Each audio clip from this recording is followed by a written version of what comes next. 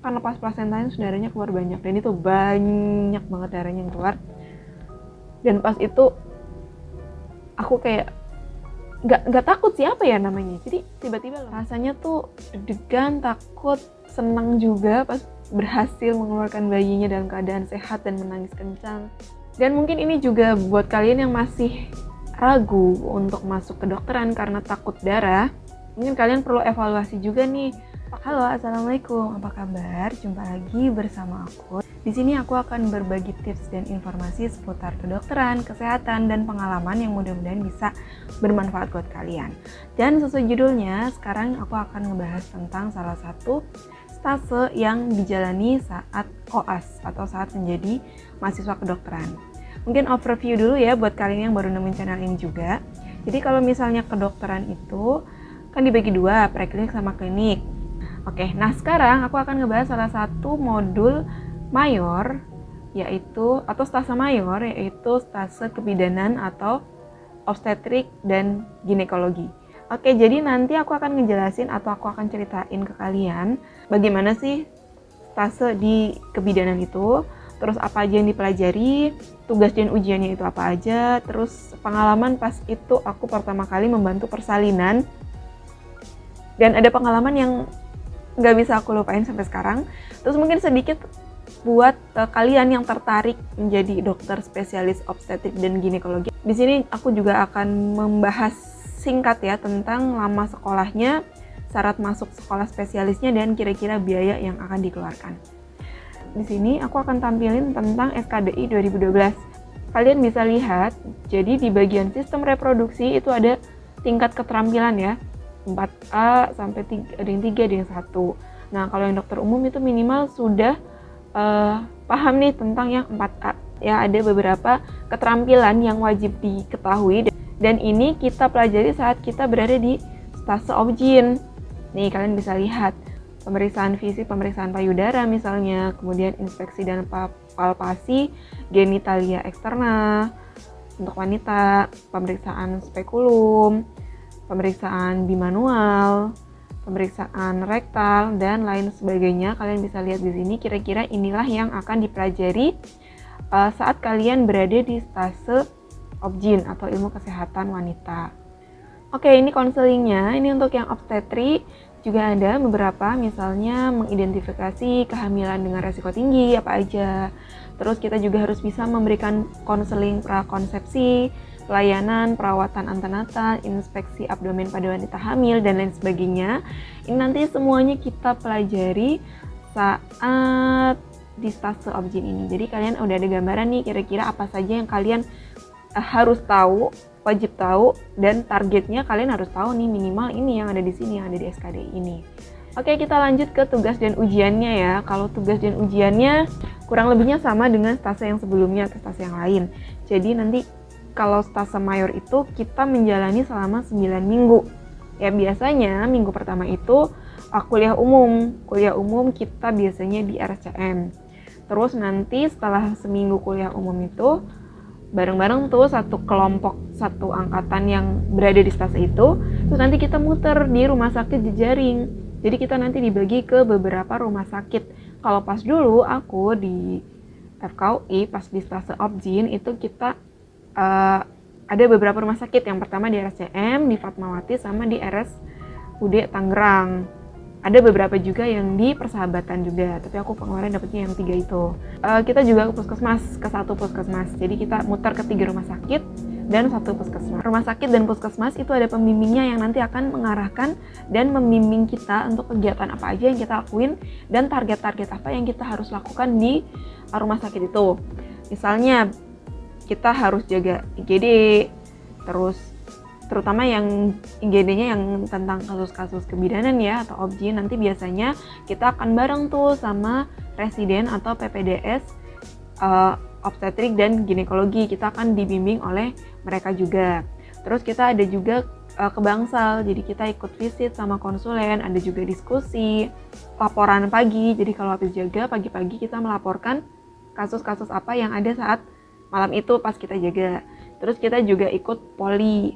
Jadi kita akan ada laporan jaga setiap pagi. Jadi pagi-pagi setelah jaga, nggak bisa tidur atau istirahat karena kita akan lanjut untuk laporan jaga dan lanjut ke rotasi selanjutnya gitu. Lagi di fase apa misalnya, lagi di bagian mana, apakah di poli, di bangsal, atau di IGD lagi. Terus ada ujian OSCE juga. Jadi ujian OSCE nanti aku akan kasih lihat gambarnya. Jadi kita mempraktekkan beberapa tindakan-tindakan yang berhubungan atau berkaitan dengan kasus di kebidanan yang seperti kita lihat tadi, ada beberapa kasus-kasus atau skill keterampilan yang harus kita bisa di bagian kebidanan atau obstetrik dan ginekologi. Terus ujian OSCE-nya 2 kali. Terus nanti ada ujian tulis juga. Ujian tulisnya juga 2 kali. Terus ada ujian kasus panjang. Jadi nanti kita membawakan 1 atau 2 kasus dari pasien yang kita follow up, yang kita ikutin dari mulai persalinan sampai nifasnya. Bahkan sejak ANC-nya, kalau misalnya ketemu, kita yang membantu persalinan, nanti kita akan membahas kasus itu ke penguji kita saat ujian di laporan kasus panjang itu. Nah, akan masuk dalam komponen nilai dan masuk dalam bagian kelulusan kalian di stase tersebut. Nah, kalau pas di puskesmas kemarin ada tugas tambahan nih, kita disuruh juga ikut penyuluhan, ikut kunjungan rumah ya tadi ya, kunjungan rumah. Terus ikut juga kegiatan-kegiatan di Posyandu, dan tambahan kita juga punya tugas tambahan membuat mini project penelitian. Jadi kita melakukan penelitian sederhana di puskesmas yang tempat tugas kita saat itu. Oke, di sini aku juga akan kasih lihat ya beberapa kegiatan-kegiatannya. Ini ruang polinya kira-kira kayak gini. Terus ini habis laporan jaga, kelihatan mana yang habis jaga kan? Mana yang masih segar-segar. Ini laporan jaga pagi-pagi. Ini yang tengah PPDS-nya. Terus ini kita lagi ada di RSU Tangerang. Jadi ada beberapa kelompok kecil jadi satu di situ. Ini pas aku kunjungan rumah. Ini pas lagi di Posyandu. Nah, untuk tugas yang masih aku berkesan ya. Jadi pas itu kita sebagai koas Objin, kita diwajibkan untuk membantu persalinan minimal 1 kali. Jadi kita membantu ibu melahirkan dari bayinya sampai plasentanya juga. Dan kalau memang ada yang perlu jahit, kita juga ikut membantu dengan pengawasan ya. Jadi di situ tetap ada kakak bidannya atau ada PPDS atau dokter residennya. Kebetulan Objin itu adalah stase pertamaku. Jadi setelah selesai wisuda, aku masuknya pertama kali itu Objin ya kan. Nah pas di Objin itu pertama kali banget kayak masih pemanasan, tiba-tiba masuk di Objin yang jaganya full, ya hampir seminggu beberapa kali. Otomatis mau nggak mau kita harus melihat proses persalinan yang mungkin sebelumnya belum pernah kita lihat. Jadi kalau pas aku dulu pertama kali, nggak tahu kenapa, jadi pas pertama kali persalinan kan aku nggak ikut bantu langsung nih, observasi dulu pertama 1, 2, 3 kali ikut observasi. Nanti setelah kita udah siap dengan pengawasan, kita boleh membantu persalinannya. Nah, pas pertama kali banget nih, pertama kali aku lihat, kan keluarnya, kan terus bayinya keluar kan, terus pas keluar plasentanya itu langsung kayak darahnya, kan lepas plasentanya darahnya keluar banyak, dan itu banyak banget darahnya yang keluar. Dan pas itu, aku kayak, nggak takut sih apa ya namanya, jadi tiba-tiba lemes, terus kayak mual, muntah, kayak mual gitu, terus lemes kayak nggak kuat berdiri. Akhirnya aku mundur, terus aku nyender, duduk, tarik nafas, keluarkan. Kita coba terapi relaksasi. Dan pas itu tuh memang rasanya tuh kayak apa ya, mungkin karena belum terbiasa juga. Pertama belum terbiasa, yang kedua karena belum pernah lihat proses persalinan sebelumnya, jadi rasanya masih wah apa tuh kok darah banyak banget kayak gitu kan, jadi kayak masih lemes. Tapi untungnya nggak sampai pingsan, ya nggak sampai takut banget gitu. Untungnya alhamdulillah enggak, aku masih bisa mengendalikan itu. Dan 1, 2 kali lihat, 3 kali lihat udah terbiasa. Akhirnya udah nggak bikin lemes, nggak bikin pusing ataupun mual. Ya udah, akhirnya selanjutnya bisa membantu proses persalinan, bisa terlibat dalam proses persalinan, alhamdulillah. Dan pengalaman pertama gimana ya? Tentu ada rasa deg-degan, aduh bisa nggak nih, tapi untungnya kan ada beberapa yang bantuin, tapi kita yang langsung pegang langsung. kita juga bantu untuk prosesnya tuh kita, tapi tetap ada bantuannya ya, bukan kita sendirian. Rasanya tuh deg-degan, takut, senang juga pas berhasil mengeluarkan bayinya dalam keadaan sehat dan menangis kencang, plasentanya keluar dengan berhasil, lukanya minimal. Itu rasanya ada kesenangan tersendiri, ada kebahagiaan tersendiri. Dan walaupun ada takutnya juga pas awal-awal, tapi seiring berjalannya waktu kita sudah terbiasa dan alhamdulillah sudah bisa mengendalikan rasa takut yang kita temui saat kita di situ gitu. Dan mungkin ini juga buat kalian yang masih ragu untuk masuk ke kedokteran karena takut darah, mungkin kalian perlu evaluasi juga nih, takutnya itu setakut apa sih? Apakah melihat langsung pingsan? Itu perlu dipertimbangkan juga karena ini menjadi salah satu syarat kalian untuk bisa lulus di stase obgyn. Kalian harus bisa membantu persalinan. Kalau kalian nggak bisa, nggak lulus. Nanti nggak lulus nggak selesai jadi dokternya.